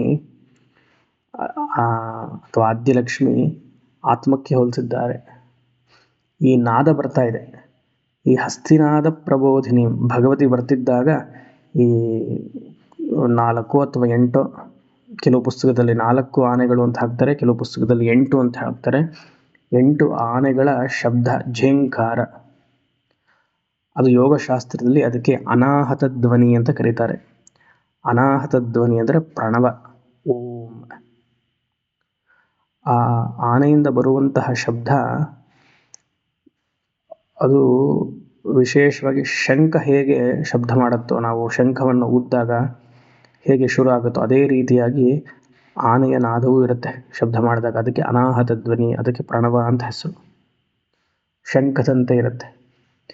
ತಟಿಲ್ಲೇಖ ತನ್ವೀಂ ಅಂತ ಹೇಳಿರೋದ್ರಿಂದ ಈ ಕುಲಕುಂಡಲಿನಿ 6 ಚಕ್ರಗಳನ್ನು ದಾಟಿದಾಗ ಈ ಸಾಧಕ ಈ ಕುದುರೆ ಎನ್ನುವಂತಹ ಇಂದ್ರಿಯವನ್ನು ನಿಗ್ರಹ ಮಾಡ್ತಾ ಇದ್ದಾಗ ಆತನಿಗೆ ಹಲವಾರು ನಾದಗಳು, ಶಬ್ದಗಳು ಕೇಳಿಸ್ತಾ ಹೋಗುತ್ತೆ ಅಂತ ಶಾಸ್ತ್ರ ಹೇಳುತ್ತೆ, ಯೋಗಶಾಸ್ತ್ರ.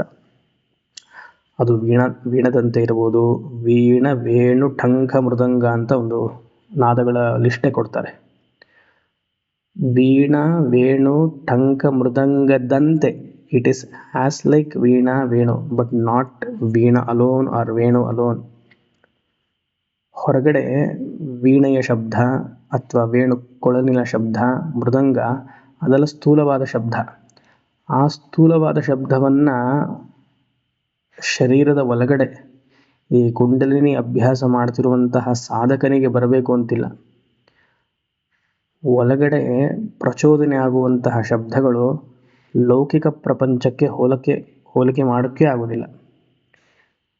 ಅದು ಋಷಿಗಳಿಗೆ ಅನುಭವ ಬಂದಿರೋದ್ರಿಂದ ನಮಗೆ ಅರ್ಥ ಆಗಬೇಕು ಅಂತ ಲೌಕಿಕದಲ್ಲಿ ಹೊರಗಡೆ ಇರುವಂತಹ ಈ ಇನ್ಸ್ಟ್ರೂಮೆಂಟ್ಸಲ್ಲಿ ಏನು ಶಬ್ದ ಬರುತ್ತೋ ಅದನ್ನು ಹೋಲಿಸಿದ್ದಾರೆ. ನಾವು ಧ್ಯಾನ ಮಾಡಿ ಕೆಲವರೆಲ್ಲ ಹೇಳ್ತಾರೆ, ಆ ಶಬ್ದ ಬಂತು, ಈ ಶಬ್ದ ಬಂತು, ವೀಣೆಯ ಶಬ್ದ ಬಂತು ಅಂತ. ಶಬ್ದದಂತೆ ಆಂತರಿಕವಾಗುವಂತಹ ಆ ಆನಂದ ಹೊರಗಡೆಯಲ್ಲಿರುವಂತಹ ಇನ್ಸ್ಟ್ರೂಮೆಂಟ್ಸನ್ನು ಹೋಲಿಕೆ ಮಾಡೋಕ್ಕಾಗಲ್ಲ ಅದು. ಸೊ ವೀಣಾ, ವೇಣು, ಮೃದಂಗ, ಟಂಕ ಇತ್ಯಾದಿ ಆ ರೀತಿಯಾಗಿ ಆಗ್ತಾ ಹೋದಾಗ ಆ ಕುಲಕುಂಡಲಿನಿ ಮೂಲಾಧಾರದಿಂದ ಸಹಸ್ರಾರಕ್ಕೆ ಹೋದಾಗ ಬರುವಂತಹ ನಾದವೇ ಹಸ್ತಿನಾದ ಪ್ರಬೋಧಿನಿ. ಎಲ್ಲಿ ಕೊನೆಗೊಳ್ಳುತ್ತೆ? ಪ್ರಣವದಲ್ಲಿ ಕೊನೆಗೊಳ್ಳುತ್ತೆ, ಓಮಲ್ಲಿ ಕೊನೆಗೊಳ್ಳುತ್ತೆ. ಅಂತಹ ದೇವಿ ನನ್ನನ್ನು ಆಶೀರ್ವದಿಸಲಿ. ಏನಂತ ಆಶೀರ್ವದಿಸಬೇಕು? ಆ ಮೋಕ್ಷ ಸಾಮ್ರಾಜ್ಯ ಆಗಿರುವಂತಹ ರಾಜ್ಯಲಕ್ಷ್ಮಿ ನನಗೆ ಪ್ರಾಪ್ತಿವಾಗಲಿ, ಮೋಕ್ಷದಲ್ಲಿ ನೆಲೆ ನಿಲ್ಲುವಂತೆ ಮಾಡಲಿ ಅನ್ನುವಂತಹ 3ನೇ ಶ್ಲೋಕದ ಅರ್ಥ. ಶ್ರೀ ಸೂಕ್ತ ಮಂತ್ರ 4. ಕಾಂಸೋಸ್ಮಿತಾಂ ಹಿರಣ್ಯಃ ಪ್ರಾಕಾರಾಮಾರ್ದ್ರಾಂ ಜ್ವಲಂತೀಂ ತೃಪ್ತಾಂ ತರ್ಪಯಂತೀಂ ಪದ್ಮೇ ಸ್ಥಿತಾಂ ಪದ್ಮವರ್ಣಾಂ ತಾಮಿಹೋಪಹ್ವಯೇ ಶ್ರಿಯಂ. ಆನಂದ ಋಷಿಃ ಬೃಹತಿ ಛಂದಃ ಶ್ರೀ ಮಹಾಲಕ್ಷ್ಮೀರ್ದೇವತಾ ಕಾಂ ಬೀಜಂ ಹ್ರೀಂ ಶಕ್ತಿಃ ಶ್ರೀಂ ಕೀಲಕಂ ಸಾರಸ್ವತ ಸಂಪತ್ಸಿದ್ಧಯೇ ವಿನಿಯೋಗಃ. 4ನೇ ಮಂತ್ರದ ದೇವತೆ ಮಹಾಲಕ್ಷ್ಮಿ. ಇಲ್ಲಿ ಸರಸ್ವತಿ ಮಹಾಲಕ್ಷ್ಮಿಯಾಗಿ ತೋರುತ್ತಿದ್ದಾಳೆ. ಅದಕ್ಕೆ ಈ ಮಂತ್ರಕ್ಕೆ ಫಲ ಸಾರಸ್ವತ ಸಂಪತ್ತು. ಸಾರಸ್ವತ ಅಂದರೆ ಸರಸ್ವತಿಯ ಸಂಪೂರ್ಣ ಅನುಗ್ರಹ ಲಕ್ಷ್ಮಿಯ ಮೂಲಕ. ಶಂಕರರು ತೈತ್ತಿರೀಯ ಉಪನಿಷತ್ತಿನಲ್ಲಿ ಒಂದು ವಿಚಾರವನ್ನು ಮಾಡ್ತಾರೆ. ಮೇಧಾಸೂಕ್ತದ ವಿಚಾರ. ಮೇಧಾಸೂಕ್ತ ಮಹಾನಾರಾಯಣ ಉಪನಿಷತ್ತಲ್ಲಿ ಬರುತ್ತೆ. ಅದಕ್ಕಿಂತ ಮುಂಚೆ ಯಶ್ಚಂದಸಾಂ ವೃಷಭೋ ವಿಶ್ವರೂಪಃ ಛಂದೋಭ್ಯೋದ್ಯಮೃತ ಅನ್ನುವಂತಹ ಮಂತ್ರ ಬರುತ್ತಲ್ಲ, ಅಲ್ಲಿ ಆ ಮೇಧಾಸೂಕ್ತ ಆದಮೇಲೆ ಆವಹಂತಿ ಸೂಕ್ತ ಅಥವಾ ಆವಹಂತಿ ಹೋಮ ಅಂತ ಒಂದು 6-7 ಸಾಲಿರುವಂತಹ ಮಂತ್ರಗಳು ಬರುತ್ತೆ. ಆ ಆವಹಂತಿ ಹೋಮವೇ ಕಂಚಿ ಮಹಾಪರಿವ ಅದನ್ನು ಶುರು ಮಾಡಿದ್ದು. ಪ್ರತಿ ಮಠದಲ್ಲಿಯೂ ಆಶ್ರಮದಲ್ಲಿಯೂ ಬೆಳಗ್ಗೆ ಗೋಪೂಜೆ ಆಗಬೇಕು, ಅದಾದಮೇಲೆ ಆವಹಂತಿ ಹೋಮ ಆಗಬೇಕು ಅಂತ. ಅಲ್ಲಿ ಶಂಕರರು ಒಂದು ವಿಚಾರವನ್ನು ಮಾಡ್ತಾರೆ. ಯಾಕೆ ಮೇಧಾಸೂಕ್ತವನ್ನು ಹೇಳಿ ಯಶ್ಚಂದಸಾಂ ವೃಷಭೋ ವಿಶ್ವರೂಪ ಅನ್ನುವಂತಹ ಒಂದು ಭಾಗದ ಮೇಧಾಸೂಕ್ತವನ್ನು ಹೇಳಿ ಆವಹಂತಿ ಹೋಮವನ್ನು ಮಾಡ್ತಿದ್ದಾರೆ? ಸರಸ್ವತಿಯ ಮಂತ್ರವಾದ್ಮೇಲೆ ಯಾಕೆ ಲಕ್ಷ್ಮೀ ಮಂತ್ರ ಬರ್ತಿದೆ ಅಂತ ವಿಚಾರ ಮಾಡ್ತಾರೆ. ಅದು ಇಲ್ಲಿಗೆ ಈ 4ನೇ ಮಂತ್ರಕ್ಕೆ ಅವಶ್ಯಕತೆ ಇದೆ. ಈ 4ನೇ ಮಂತ್ರದಲ್ಲಿ ಲಕ್ಷ್ಮಿಯು ಸರಸ್ವತಿಯಾಗಿ ತೋರುತ್ತಿದ್ದಾಳೆ. ಅವಾಗ ನಾವೆಲ್ಲ ಶಂಕರರ ತೈತ್ತಿರೀಯ ಉಪನಿಷತ್ತು ನೋಡಬೇಕು. ಯಾಕೆ ಹಾಗೆ? ಲಕ್ಷ್ಮಿ ಇದ್ದರೆ ಸಾಕಲ್ವಾ? ಸಂಪತ್ತಿದ್ರೆ ಸಾಕು, ವಿದ್ಯೆ ಯಾಕೆ ಬೇಕು? ಸರಸ್ವತಿ ಆದಮೇಲೆ ಯಾಕೆ ಲಕ್ಷ್ಮಿ ಬರಬೇಕು? ಮೊಟ್ಟ ಮೊದಲಿಗೆ ಸರಸ್ವತಿ ಯಾಕೆ, ಆಮೇಲೆ ಲಕ್ಷ್ಮಿ ಯಾಕೆ? ಅದು ಪ್ರಶ್ನೆ ನಾವು ಮಾಡ್ಕೊಳ್ಳಲ್ಲ, ನಮಗೋಸ್ಕರ ಶಂಕರರು ಮಾಡ್ತಾರೆ. ಅಲ್ಲಿ ಶಂಕರರು ಉತ್ತರ ಕೊಡ್ತಾರೆ. ಯಾರಲ್ಲಿ ವಿದ್ಯೆ ಇದೆಯೋ, ವಿದ್ಯೆ ಬಂದ ಮೇಲೆ ಲಕ್ಷ್ಮಿ ಸಂಪತ್ತು ಬಂದರೆ ಅದನ್ನು ಚೆನ್ನಾಗಿ ಮೇಂಟೈನ್ ಮಾಡ್ಬೋದು, ಅದು ಸದುಪಯೋಗ ಆಗುತ್ತೆ. ಧರ್ಮ ಮಾರ್ಗಕ್ಕೆ ಆ ಸಂಪತ್ತು ಹೋಗಿ ಸೇರುತ್ತೆ. ಅಲ್ಲವರೊಂದು ಸಾಲು ಬರೀತಾರೆ, ಅಮೇಧಸಾ ಶ್ರೀಹಿ ಅನರ್ಥಕೋ ಭವತಿ. ಅಮೇಧಸಾ ಶ್ರೀಹಿ, ಸರಸ್ವತಿಯ ಅನುಗ್ರಹವಿಲ್ಲದೆ ಲಕ್ಷ್ಮಿಯನ್ನು ಯಾರು ಮುಟ್ತಾನೋ ಅವನು ಅನರ್ಥಕೋ ಭವತಿ. ಅವನು ಆ ಪುರುಷಾರ್ಥವನ್ನು ಸರಿಯಾಗಿ ಉಪಯೋಗಿಸ್ಕೊಳ್ಳೋದಿಲ್ಲ. ಆದರೆ ಮೇಧಾಶಕ್ತಿ ಇರೋವನು ಲಕ್ಷ್ಮಿಯನ್ನು ಧರ್ಮ ರೀತಿಯಾಗಿ ಉಪಯೋಗಿಸ್ಬೋದು, ಧರ್ಮ ರೀತಿಯಾಗಿ ಅದನ್ನು ಹ್ಯಾಂಡಲ್ ಮಾಡ್ಬೋದು. ಆಗ ಅವನಿಗೆ ಪುರುಷಾರ್ಥ ಪ್ರಾಪ್ತಿ, ಪುರುಷಾರ್ಥ ಸಿದ್ಧಿ ಸಿಗುತ್ತೆ ಅಂತ. ಹಾಗೆ ಈ ಮಂತ್ರದಲ್ಲಿ 4ನೇ ಮಂತ್ರದಲ್ಲಿ ಶ್ರೀ ಸೂಕ್ತ ಆದ್ರೂ ಲಕ್ಷ್ಮೀ ಮಂತ್ರ ಆದ್ರೂ ಅದರಲ್ಲಿ ಲಕ್ಷ್ಮಿ ಕಾಣಿಸ್ಕೊಳ್ತಾ ಇರುವಂತಹ ಭಂಗಿ ಸರಸ್ವತಿ. ಈ ಮಂತ್ರದ ಜಪ 108 1008 ಈ ನಾಲ್ಕು ಮಂತ್ರ ಮಾತ್ರ ಹೇಳ್ಕೊಂಡ್ರೆ, 4ನೇ ಮಂತ್ರ ಮಾತ್ರ ಹೇಳಿದ್ರೆ ಸರಸ್ವತಿ ಅನುಗ್ರಹ ಅಂತ ಋಷಿಯ ಇಚ್ಛೆ. ಧ್ಯಾನ ಶ್ಲೋಕ ಹೀಗಿದೆ: ವರದ ಭಯಶುಕ ಪುಸ್ತಕ ಕರಕಲಿತಾಂ ಕಮಲಮಧ್ಯಗಾಂ ಕಲಯೇ ಕಮಲಾಂ ಸುಸ್ಮಿತವದನಾಂ ಕನಕ ಆವರ್ಣಸ್ಥಿತಾಂ ಕಂಚಿತ್. ಅಂದರೆ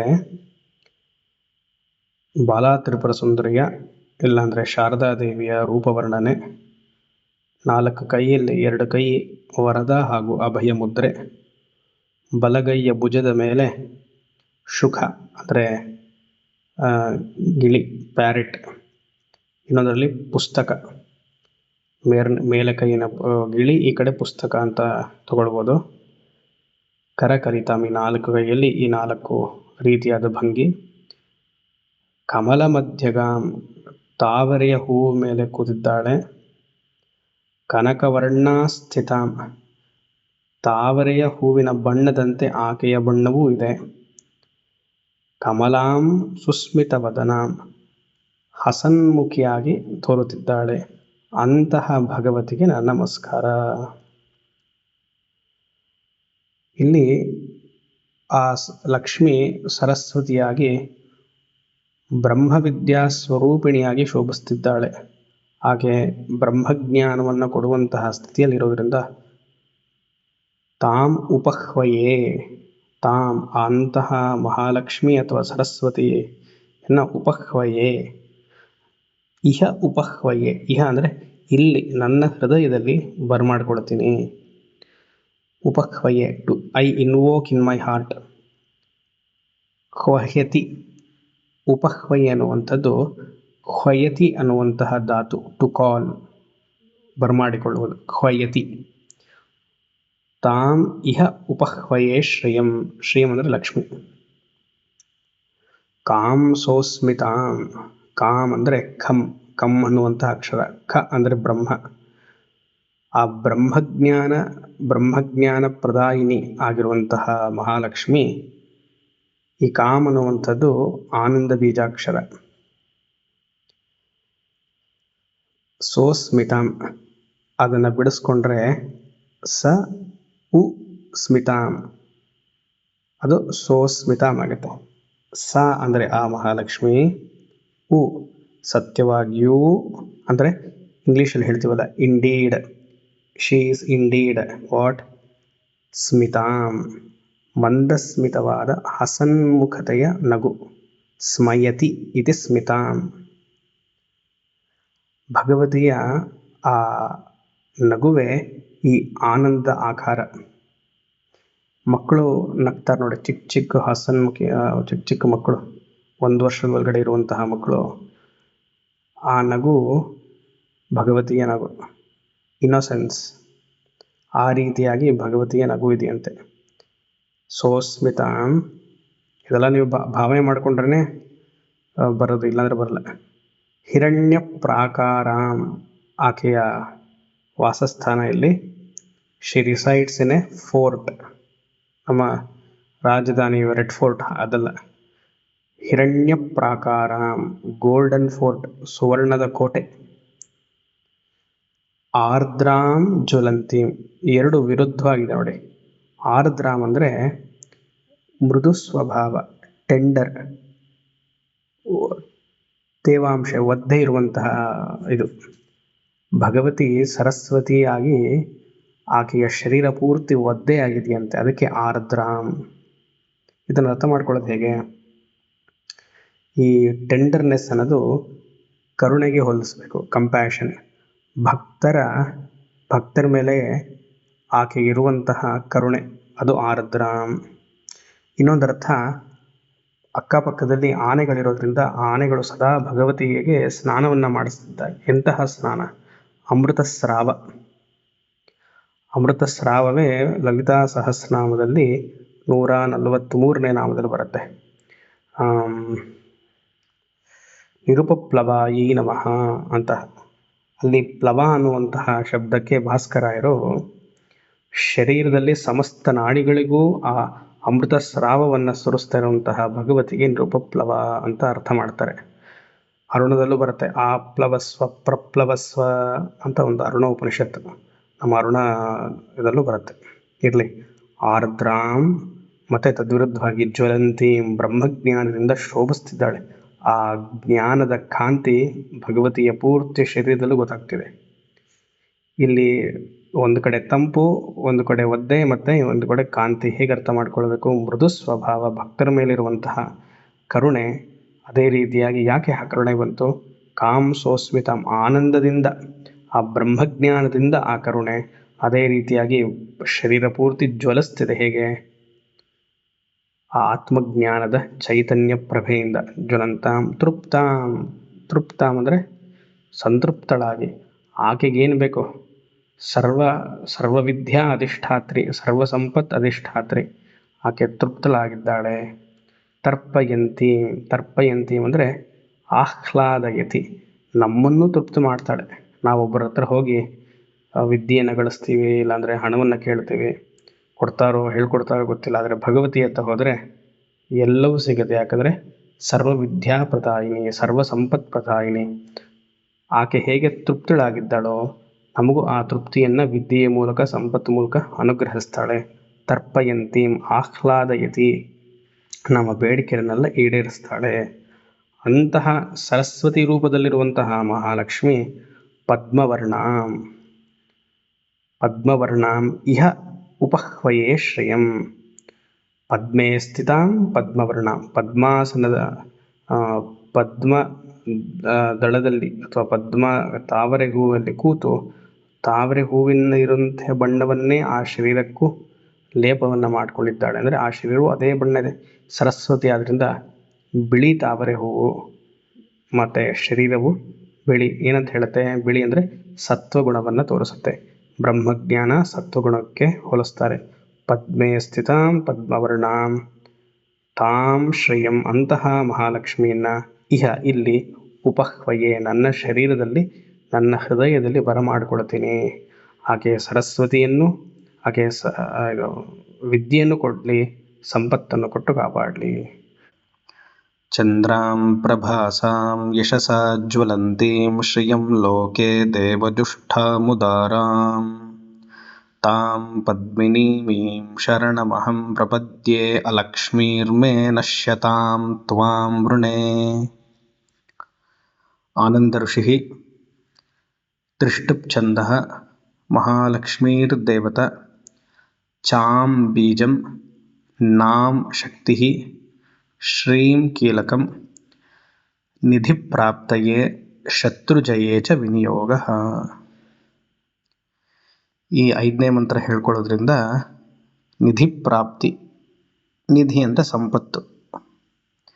ಭೂಮಿ ಕೆಳಗಡೆ ಇರುವಂತಹ ಹಲವಾರು ನಿಧಿಗಳು, ಟ್ರಿವಾಂಡ್ರಮ್ಮೋ ಎಲ್ಲೋ ಇತ್ತಲ್ಲ ರಂಗನಾಥ ಸ್ವಾಮಿ, ಅದ್ರ ಕಡೆ ನಿಧಿ ಇತ್ತು ಅಂತೆಲ್ಲ ಹಲವಾರು ವರ್ಷಗಳ ಹಿಂದೆ ಬಂತಲ್ಲ, ಆ ಥರ ನಿಧಿ ಈಗಿನ ಕಾಲದಲ್ಲಿ ಎಲ್ಲಿ ಸಿಗುತ್ತೋ ಗೊತ್ತಿಲ್ಲ. ನಮ್ಮ ಅರ್ಥಕ್ಕೆ ಸರ್ವ ಸಂಪತ್ ಪ್ರಾಪ್ತಿ ಹಾಗೂ ಆಂತರಿಕ ಶತ್ರುಗಳ ಸಂಹಾರ, ಅದರಿಂದ ಆಗುವಂತಹ ಜಯ ಈ ಮಂತ್ರ ಹೇಳ್ಕೊಳ್ಳೋದ್ರಿಂದ ಪ್ರಾಪ್ತಿ. ಧ್ಯಾನ ಶ್ಲೋಕ ಹೀಗಿದೆ: ತೇಜೋಮಂಡಲ ಮಧ್ಯಗಾಂ ದ್ವಿನಯನಾಂ ದಿವ್ಯಾಂಬರಾಲಂಕೃತಾಂ ದೇವೀಂ ಪದ್ಮವರಾಭಯಾಂ ಕರಕಲಿತೈಃ ಚಿಂತಾಮಣಿಂ ಬಿಭ್ರತೀಂ ನಾನಾದಿವ್ಯವಿಭೂಷಣಾಂ ಚ ಭಜತಾಂ ದೌರ್ಭಾಗ್ಯಸಂಹಾರಿಣೀಂ ನಾನಾಭೀಷ್ಟವರಪ್ರದಾ ನಿರತಾಂ ವಂದೇ ಪರಂ ದೇವತಾಂ. ವಂದೇ ಪರಂ ದೇವತಾಂ ವಂದೇ. ಆ ಮಹಾಲಕ್ಷ್ಮಿ ಆಗಿರುವಂತಹ ಪರದೇವತೆಯನ್ನು ನಮಸ್ಕರಿಸ್ತೀನಿ. ವಂದೇ. ಆಕೆ ಏನೆಲ್ಲ ಕೊಡ್ತಾಳೆ? ನಾನಾಭೀಷ್ಟ ವರಪ್ರದಾಂ ನಿರತಾಂ, ಸತತವಾಗಿ ಕೇಳಿದನೆಲ್ಲ ಕೊಡುವಂತಹ ತಾಯಿ. ನಾನಾ ಅಭೀಷ್ಟ ವರಪ್ರದಾಂ ಅಷ್ಟೇ ಅಲ್ಲ, ದೌರ್ಭಾಗ್ಯ ಸಂಹಾರಿಣಿ, ನನ್ನಲ್ಲಿರುವಂತಹ ದಾರಿದ್ರ್ಯತನವನ್ನು, ಬಡತನವನ್ನು ಹೋಗಿಸುವಂತಹ ಶಕ್ತಿ ಇದೆ. ಭಜತಾಂ ಸ್ತುತಿಸ್ತೀನಿ. 2 ಕೈ 2 ಕಣ್ಣು, ಒಂದು ಕೈಯಲ್ಲಿ ಪದ್ಮದಂತೆ ಇರುವಂತಹ ಕೈ, ಆ ಭಗವತಿ ಕೈಯಲ್ಲಿ ಪದ್ಮವನ್ನು ಇಲ್ಲಾಂದರೆ ಅಭಯ ಹಸ್ತವನ್ನು ಧರಿಸಿದ್ದಾಳೆ. ಅಭಯ ಮುದ್ರೆ, ಪದ್ಮದಂತೆ ಇರುವಂತಹ ಕೈ ಅಭಯ ಮುದ್ರೆ ರೀತಿಯಾಗಿದೆ. ಇನ್ನೊಂದು ಕೈಯಲ್ಲಿ ಚಿಂತಾಮಣಿಂ ಬಿಭ್ರತಿಂ, ಚಿಂತಾಮಣಿ ಎನ್ನುವಂತಹ ಕಲ್ಲು, ಕೇಳಿದನ್ನು ಕೊಡುವಂತಹ ಕಲ್ಲು, ಅದು ಆಕೆ 2 ಕೈಯಲ್ಲಿದೆ. ರೇಷ್ಮೆಯ ಬಟ್ಟೆ, ದಿವ್ಯಾಂಬರಾಂ ಅಲಂಕೃತಾಂ, ನಾನಾ ದಿವ್ಯ ವಿಭೂಷಣಾಂ, ಹಲವಾರು ಆಭರಣಗಳನ್ನು ಇಟ್ಕೊಂಡು, ದ್ವಿನಯನಾಂ 2 ಕಣ್ಣು. ಆದರೆ ಇರುವಂತಹ ಇಲ್ಲಿ ಜಾಗ ಹೇಗೆ ಧ್ಯಾನ ಮಾಡಬೇಕು? ತೇಜೋಮಂಡಲ ಮಧ್ಯಗಾಂ, ಸೂರ್ಯಮಂಡಲದಲ್ಲಿ ಈ ರೀತಿಯಾಗಿ ಭಾವನೆ ಮಾಡಬೇಕಂತೆ. ಭಾವನಮಂಡಲ ಮಧ್ಯಸ್ಥ ಬರುತ್ತಲ್ಲ ಲಲಿತಾ ಸಹಸ್ರನಾಮದಲ್ಲಿ, ಅದೇ ರೀತಿಯಾಗಿ ಆ ರೀತಿಯಾಗಿ ಭಾವನೆ ಮಾಡಬೇಕು. ಅಹಂ ಶರಣಂ ಪ್ರಪದ್ಯೆ, ನಾನು ಶರಣ ಹೋಗ್ತೀನಿ. ಇಹಲೋಕೆ, ಈ ಜಗತ್ತಿನಲ್ಲಿ ಆ ಮಹಾಲಕ್ಷ್ಮಿಯನ್ನು ಶರಣ ಹೋಗ್ತೀನಿ. ಶ್ರಿಯಂ ಲೋಕೆ ಅಹಂ ಶರಣಂ ಪ್ರಪದ್ಯೆ, ಯಾತಕ್ಕೆ ಶರಣ ಹೋಗ್ತೀನಿ? ಅಲಕ್ಷ್ಮೀರ್ಮೇ ನಶ್ಯತಾಂ, ನನ್ನಲ್ಲಿರುವಂತಹ ಲಕ್ಷ್ಮಿ ಹೋಗಬೇಕು. ಎಂತಹ ಲಕ್ಷ್ಮಿ? ಅಲಕ್ಷ್ಮಿ ಹೋಗಬೇಕು. ಹುಷಾರಾಗಿ ಹೇಳಬೇಕು ಈ ಮಂತ್ರವನ್ನು. ಶರಣಮಹಂ ಪ್ರಪದ್ಯೆ ಲಕ್ಷ್ಮೀರ್ಮೇ ನಶ್ಯತಾಂ ಅಂತ ಹೇಳಿಬಿಟ್ರೆ ಕಷ್ಟ. ಇರುವಂತಹ ಲಕ್ಷ್ಮಿನೂ ಹೊಟ್ಟೋಗ್ತಾಳೆ, ಇರೋದೇ ನಮಗೆ ಕಮ್ಮಿ ಲಕ್ಷ್ಮಿ, ಅದು ಕಷ್ಟಪಟ್ಕೊಂಡು ಇರಿಸ್ಕೊಳ್ಬೇಕು ಮನೇಲಿ. ಅದು ಸರಿಯಾಗಿ ಹೇಳಿಲ್ಲ ಅಂದರೆ ಇರೋದು ಹೊಟ್ಟೋಗ್ತಾಳೆ ಅಂತ. ಶರಣಮಹಂ ಪ್ರಪದ್ಯೆ ಅವರ್ಗ ಇರೋದ್ರಿಂದ ಅಲಕ್ಷ್ಮೀರ್ಮೇ ನಶ್ಯತಾಂ ತ್ವಾಂ ವೃಣೆ, ಅಲಕ್ಷ್ಮಿ ಹೋಗಬೇಕು. ಅದರಿಂದ ತ್ವಾಂ, ಈ ಮಹಾಲಕ್ಷ್ಮಿಯನ್ನು, ನಿಧಿಯನ್ನು ಕೊಡುವಂತಹ ಮಹಾಲಕ್ಷ್ಮಿಯನ್ನು ವೃಣೆ ಆರಾಧಿಸ್ತೀನಿ, ನಮ್ಮ ಮನಸ್ಸಿನಲ್ಲಿ ಭಾವನೆಯನ್ನು ಮಾಡ್ತೀನಿ. ಹೇಗಿದ್ದಾಳೆ? ಚಂದ್ರಾಂ ಪ್ರಭಾಸಾಂ, ಹಿಂದಿನ ಶ್ಲೋಕದಂತೆ ಅಥವಾ ಹಿಂದಿನ ಮಂತ್ರದಂತೆ ಚಂದ್ರಾಂ, ಚಂದ್ರ ಇವ ಶೀತಲಾಂ, ತಂಪಾಗಿದ್ದಾಳೆ. ಅಂದರೆ ಷೋಡಶ ಕಲಾ ಪೂರ್ಣಿಮೆ ಚಂದ್ರದಂತೆ ತಂಪಾಗಿದ್ದಾಳೆ.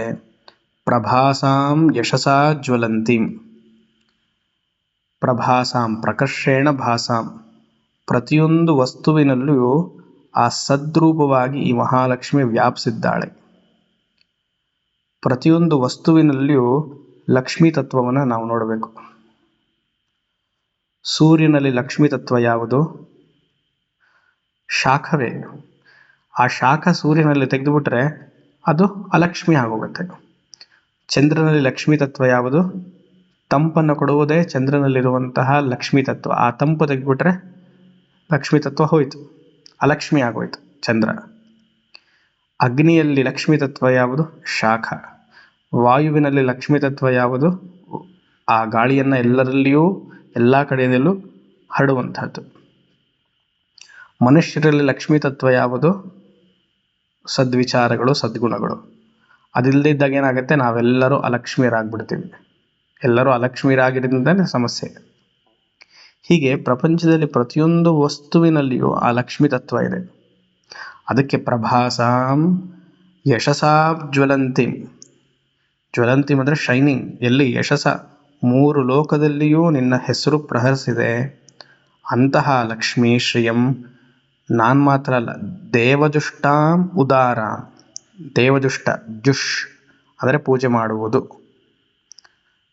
ದೇವಜುಷ್ಠಂ ಮುಂಡಕ ಭಾಷೆಯಲ್ಲೂ ಇತ್ತೀಚೆಗೆ ನೋಡಿದಾಗ ಬಂದಿತ್ತು ದೇವಜುಷ್ಠಾಂ. ಅಂದರೆ ನಾನು ಮಾತ್ರ ಅಲ್ಲ, ದೇವತೆಗಳೆಲ್ಲ ನಿನ್ನನ್ನು ಆರಾಧಿಸಿದ್ದಾರೆ.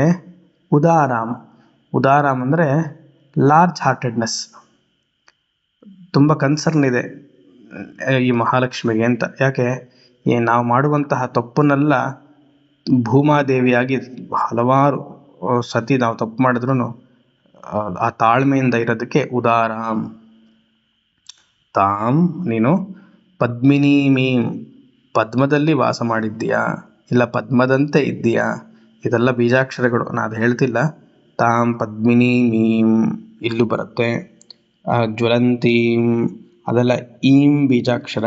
ಅದು ವಿಶೇಷವಾಗಿ ತಂತ್ರಶಾಸ್ತ್ರದಲ್ಲಿದೆ. ಇರಲಿ, ಇವಾಗ ಅದು ಬೇಡ. ತಾಂ ಪದ್ಮಿನೀಂ ಅಹಂ ಶರಣಮಹಂ ಪ್ರಪದ್ಯೆ ಅಲಕ್ಷ್ಮೀರ್ಮೇ ನಶ್ಯತಾಂ ತ್ವಾಂ ವೃಣೆ. ಅಲಕ್ಷ್ಮಿ ಹೋಗಬೇಕು, ಆ ಲಕ್ಷ್ಮಿ ಅಲ್ಲ, ಅಲಕ್ಷ್ಮಿ.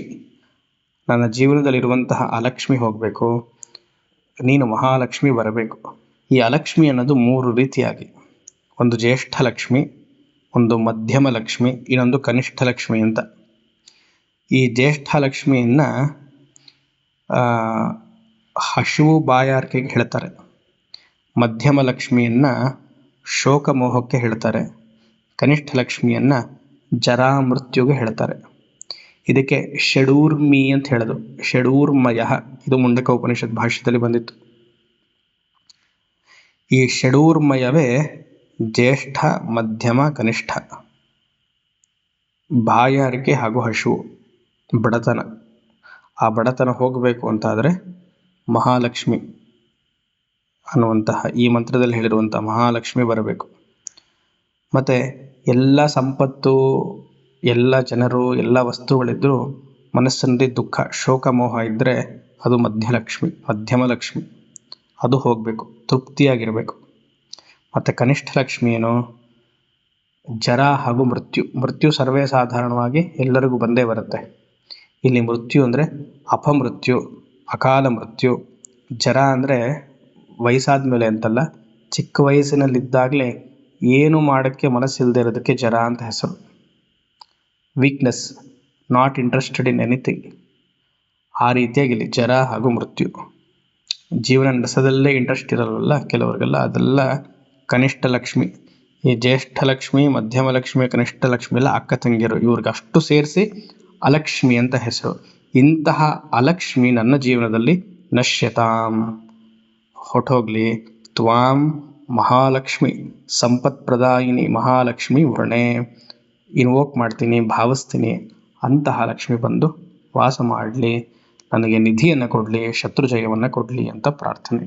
ಹರಿ ಓಂ.